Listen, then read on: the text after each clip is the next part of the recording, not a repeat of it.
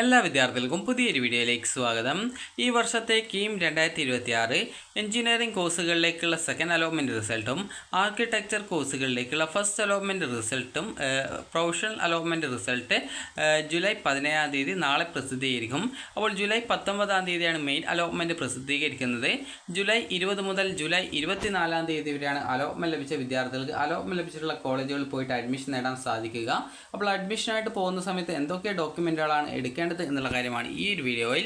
അപ്പോൾ വിദ്യാർത്ഥികൾക്ക് പ്രോസ്പെക്ടസിൽ കൃത്യമായിട്ട് തന്നെ പോസ്റ്റ് അലോട്ട്മെൻറ്റ് ആക്ടിവിറ്റീസ് എന്ന് പറഞ്ഞുകൊണ്ട് 80-ാമത്തെ പേജിൽ കൊടുത്തിട്ടുണ്ട്. അപ്പോൾ വിദ്യാർത്ഥികൾക്ക് നമുക്ക് എന്തൊക്കെ ഡോക്യുമെൻറ്റുകളാണ് അഡ്മിഷനായിട്ട് വേണ്ടത് ഡോക്യുമെൻറ്റുകൾ എന്നുള്ള കാര്യം നമുക്ക് നോക്കാം. അപ്പോൾ വിദ്യാർത്ഥികൾക്ക് ഇവിടെ കൃത്യമായിട്ട് കൊടുത്തിട്ടുണ്ട്. അതായത് post allotment activities reporting at the college candidate who get allotment will have to report before the principal or head of the institution concerned for admission on the dates notified with the following documents എന്ന് പറഞ്ഞിട്ട് കൊടുത്തിട്ടുണ്ട്. അതായത് എന്തൊക്കെ ഡോക്യുമെൻറ്റുകളാണ് നിങ്ങൾ ഹാജരാക്കേണ്ടത് ആ ഒരു document details ഇതിൽ കൊടുത്തിട്ടുണ്ട് എന്നാണ് പറഞ്ഞിട്ടുള്ളത്. അപ്പോൾ ഒന്നാമത്തെ ഡോക്യുമെൻ്റ് എന്ന് പറയുന്നത് നിങ്ങളുടെ ഡേറ്റ് ഓഫ് ബർത്ത് തെളിയിക്കാനായിട്ട് ഒന്നുകിൽ SSLC സർട്ടിഫിക്കറ്റോ അതല്ലെങ്കിൽ ഡേറ്റ് ഓഫ് ബർത്ത് സർട്ടിഫിക്കറ്റോ നിങ്ങൾക്ക് ഉപയോഗിക്കാവുന്നതാണ്. അടുത്തത് നിങ്ങളുടെ TCയും സ്വഭാവ സർട്ടിഫിക്കറ്റും ആണ് വേണ്ടത്. അടുത്തത് നിങ്ങളുടെ ഒറിജിനൽ മാർക്ക് ലിസ്റ്റ് ഉണ്ടെങ്കിൽ അത് ഒറിജിനൽ +2 സർട്ടിഫിക്കറ്റ് ഉണ്ടെങ്കിൽ ഒറിജിനൽ സർട്ടിഫിക്കറ്റ്, ഒറിജിനൽ +2 സർട്ടിഫിക്കറ്റ് നിലവിൽ കിട്ടാത്ത വിദ്യാർത്ഥികൾക്ക് നിലവിൽ ആ ഒരു റിസൾട്ടിൻ്റെ പ്രിൻ്റ് ഔട്ട് മതിയാകും. അതുപോലെ തന്നെ അടുത്തതായിട്ട് വിദ്യാർത്ഥികൾ ശ്രദ്ധിക്കേണ്ട പ്രധാനപ്പെട്ട കാര്യം എന്ന് പറയുന്നത് eligibility certificate from any university. അത് എല്ലാവർക്കും ആവശ്യമുള്ളതല്ല. ആ ഒരു സർട്ടിഫിക്കറ്റ് എന്ന് പറയുമ്പോൾ നിങ്ങൾ ഒന്നുകിൽ കേരളത്തിൽ higher secondary, vocational higher secondary, അല്ലെങ്കിൽ CBSE അല്ലെങ്കിൽ CISCE ആ ഒരു ബോർഡുകളിൽ പഠിച്ചവർക്ക് ഈ ഒരു എലിജിബിലിറ്റി സർട്ടിഫിക്കറ്റ് വേണ്ട. എന്നാൽ മറ്റേതെങ്കിലും ബോർഡ്, ഒരു എക്സാമ്പിൾ തമിഴ്നാട് ബോർഡിലൊക്കെ പഠിച്ചതാണെങ്കിൽ, അതായത് മറ്റ് ബോർഡുകളിൽ പഠിച്ചവരാണെങ്കിൽ മാത്രമേ ഈ ഒരു എലിജിബിലിറ്റി സർട്ടിഫിക്കറ്റ് വേണ്ടൂ.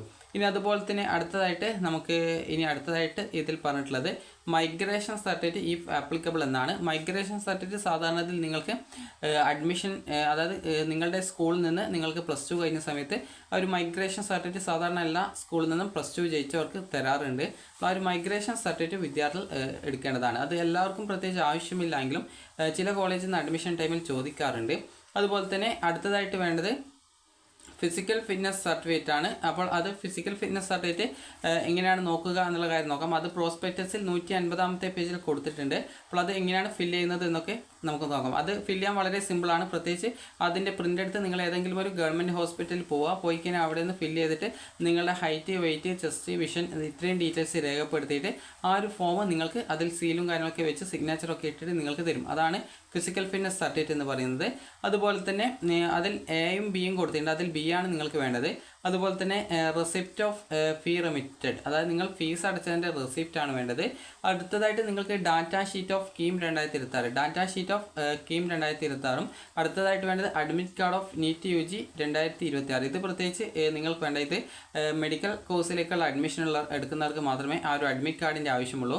ഡാറ്റ ഷീറ്റ് നിങ്ങളുടെ പ്രൊഫൈൽ പേജിൽ നിങ്ങൾക്ക് അവിടെ ഡാറ്റ ഷീറ്റ് എന്നുള്ള ഒരു മെനു ബാർ കാണാൻ പറ്റും. അപ്പോൾ അതിൽ ക്ലിക്ക് ചെയ്ത് കഴിഞ്ഞാൽ നിങ്ങൾക്ക് നിങ്ങളുടെ ഡാറ്റ ഷീറ്റ് നിങ്ങൾക്ക് ഡൗൺലോഡ് ചെയ്ത് എടുക്കാവുന്നതാണ്. എന്നിട്ട് അതിൻ്റെ പ്രിൻ്റ് എടുക്കാവുന്നതാണ്. അതുപോലെ തന്നെ ഡാറ്റ ഷീറ്റിൻ്റെ ഒക്കെ ഒരു എക്സ്ട്രാ 2-3 കോപ്പി നിങ്ങളുടെ കയ്യിൽ ഭാവി ആവശ്യങ്ങൾക്കായിട്ട് സൂക്ഷിച്ച് വെക്കാം.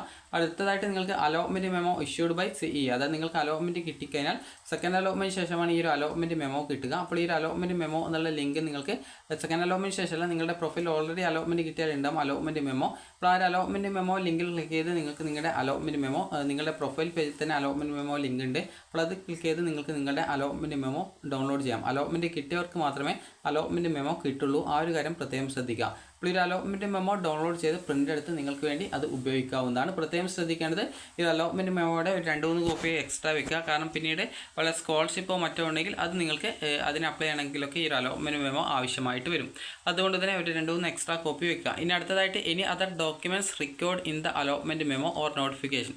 അപ്പോൾ നിങ്ങൾക്ക് അടുത്തതായിട്ട് വേണ്ടത് നിങ്ങൾക്ക് കാസ്റ്റ് സർട്ടിഫിക്കറ്റ്, അതുപോലെ തന്നെ കമ്മ്യൂണിറ്റി സർട്ടിഫിക്കറ്റ്, SC/ST വിദ്യാർത്ഥികളാണെങ്കിൽ കമ്മ്യൂണിറ്റി സർട്ടിഫിക്കറ്റും അതുപോലെ തന്നെ ഇൻകം സർട്ടിഫിക്കറ്റും എടുക്കേണ്ടതാണ്. കാരണം ഫീ കൺസെഷൻ ഉണ്ടാവും, അതുകൊണ്ടാണ്. അടുത്തതായിട്ട് വിദ്യാർത്ഥികൾക്ക് കാസ്റ്റ് സർട്ടിഫിക്കറ്റ് എടുക്കണം. കാസ്റ്റ് സർട്ടിഫിക്കറ്റ് എന്ന് പറയുമ്പോൾ കാസ്റ്റ് സർട്ടിഫിക്കറ്റോ നോൺ ക്രിമിനൽ സർട്ടിഫിക്കറ്റോ വിദ്യാർത്ഥികൾ എടുക്കേണ്ടതാണ്. അത് SC/ST അല്ലാതെ വിദ്യാർത്ഥികളും, അത് SC/BC OBC ഒക്കെ ആണെങ്കിലാണ് നോൺ ക്രിമിനൽ സർട്ടിഫിക്കറ്റ് വേണ്ടത്. അടുത്തതായിട്ട് വിദ്യാർത്ഥികൾക്ക് വേണ്ടത് വേറെ എന്തെങ്കിലും തരത്തിലുള്ള റിസർവേഷൻ ഡീറ്റെയിൽസ് നിങ്ങൾ ആപ്ലിക്കേഷൻ കൊടുത്തിട്ടുണ്ടെങ്കിൽ ആ ഒരു കാര്യങ്ങൾ തെളിയിക്കാനായിട്ടുള്ള ഡോക്യുമെൻറ്റുകളാണ്.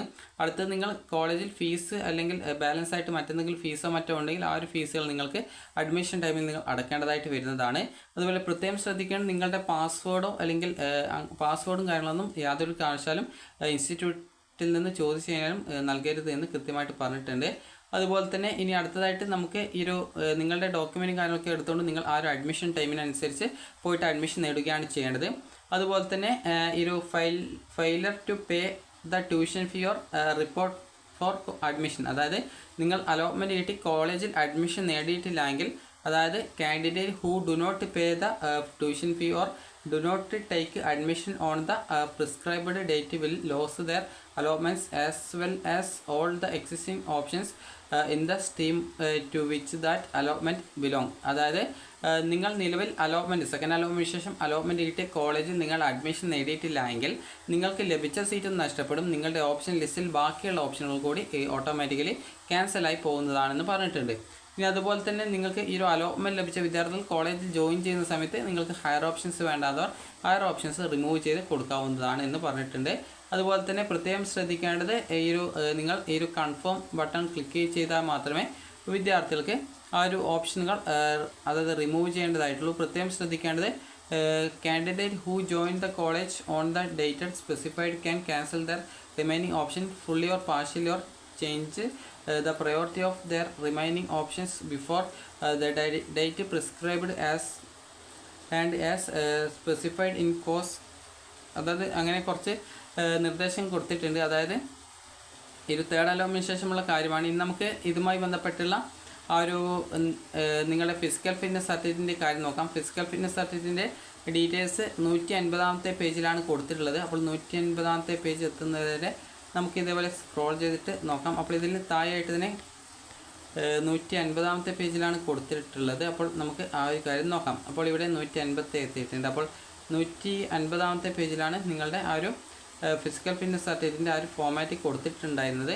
അപ്പോൾ ഇവിടെ നിങ്ങൾക്ക് കാണാം 150 പേജാണ്. അപ്പോൾ ഇവിടെ നിങ്ങൾക്ക് കാണാൻ സാധിക്കുന്നതാണ്, അതായത് certificate of physical fitness certificate standard fitness for admission BSc honours forestry course. ഇത് ഫോറസ്ട്രി കോഴ്സിൻ്റെവർക്ക് മാത്രമേ വേണ്ടൂ. ഇതിന് താഴെയുള്ള മറ്റൊരു ഫോം ഉണ്ട്. അപ്പോൾ അതാണ് നിങ്ങൾ പ്രിൻ്റ് എടുക്കേണ്ടത്. അതായത് B എന്ന് പറഞ്ഞിട്ട് കൊടുത്തിട്ടുള്ളത്, അതായത് physical fitness certificate for admission to engineering or medical allied courses.